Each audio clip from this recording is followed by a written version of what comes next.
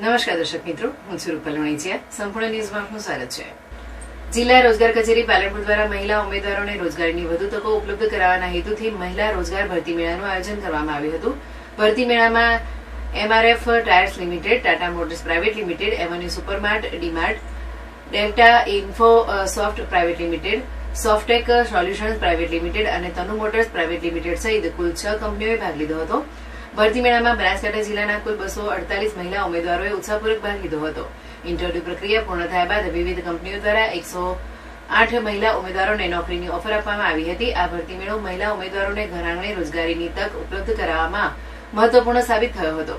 કાર્યક્રમ દરમિયાન પાલનપુર નગરપાલિકાના પ્રમુખ સુનીતાબેન પટેલે મહિલા ઉમેદવારોને માર્ગદર્શન આપતા જણાવ્યું હતું કે મહિલાઓએ સમયની જરૂરિયાત મુજબ વિવિધ કૌશલ્યો પ્રાપ્ત કરી આત્મનિર્ભર બનવું જોઈએ, તેમજ સતત જ્ઞાન અને કૌશલ્યનો વધારો કરીને કારકિર્દીમાં આગળ વધવું જોઈએ. જિલ્લા રોજગાર અધિકારી MJ પ્રજાપતિએ જણાવ્યું હતું કે જિલ્લા રોજગાર કચેરી દ્વારા નિયમિત યોજાતા ભરતી મેળાઓ સ્થાનિક મહિલાઓ માટે રોજગારની નવી તકો ઊભી કરી રહી છે.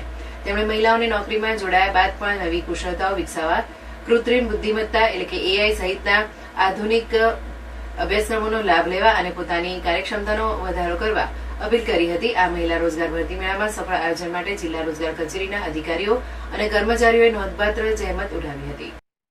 આજે જિલ્લા રોજગાર વિનિમય કચેરી દ્વારા મહિલા ભરતી મેળાનું આયોજન કરવામાં આવ્યું છે. આ ભરતી મેળામાં 200 થી વધુ દીકરીઓએ ભાગ લીધો છે અને 6 કંપનીઓ હાજર છે. જિલ્લા રોજગાર કચેરી બનાસકાંઠા દ્વારા નારીવંદન કાર્યક્રમ અંતર્ગત આજ રોજ ભરતી મેળો રાખવામાં આવ્યો છે. આ ભરતી મેળામાં કુલ 6 કંપનીઓએ ભાગ લીધો છે અને આ કંપનીઓમાં મુખ્યત્વે સોફ્ટવેરની, રિટેલ માર્કેટિંગની અને મેન્યુફેક્ચરિંગ યુનિટની 6 કંપનીઓ છે. તેમાં લગભગ 335 જેટલી વેકેન્સીઓ અમે એકઠી કરી હતી અને આ બાબતે સોશિયલ મીડિયા તેમજ અમે કોલ લેટર લખીને દીકરીઓને જાણ કરી હતી.